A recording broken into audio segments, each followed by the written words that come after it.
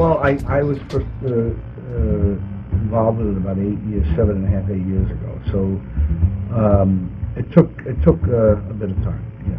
Now, that much time. So when you get, is there a lot of changes have happened since when you first started here, such as, you know, we're talking about the spy business and the creation of the spy business, but you also had 9/11 happen in the middle of when you're doing this. How did that affect what you were doing? Well, once 9/11 happened,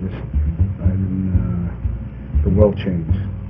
So I wasn't even thinking about the movie or anything, or whether, as far as I could see, it would never happen, and it was the last thing on my mind. So then eventually it started up again, and I forget exactly how, but just like everything was on hold. Now, we also, in this, you have, I was watching this movie, and I was just fascinated by how things were back then compared to how espionage is today, or at least what we know of espionage is today.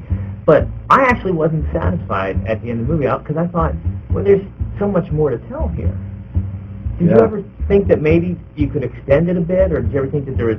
Yeah, I would like to have extended it even longer. I was trying to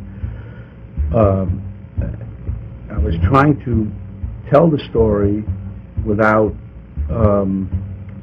making it too long. At the same time, I mean, I have other material that I would love to have put into it, and I had to find a balance of where I thought it would be. I mean, people now think it's too long, and I don't know what in the DVD version extended, I'll put these extra scenes in, and then one day I have a 3.5-hour version that to me is more what it would be and should be, but I stand behind what I did because I know that I like this version, and it's mine. It's one of those things. I mean, it's great material, great stuff. I love it. So a couple more movies on it. So a couple more movies. So we could actually one day see possibly not a sequel, but a continuation. Well, when I got involved, and I was working on another project, and I asked Eric, because I'd read The Good Shepherd, I said, would you work on this project, because I wasn't happy with the way it was going. So I went, and he said, well, we came up with some agreement that if I directed The Good Shepherd, then he would write the next installment if we were ever so lucky. So we would work on that and tell a lot more and use the material.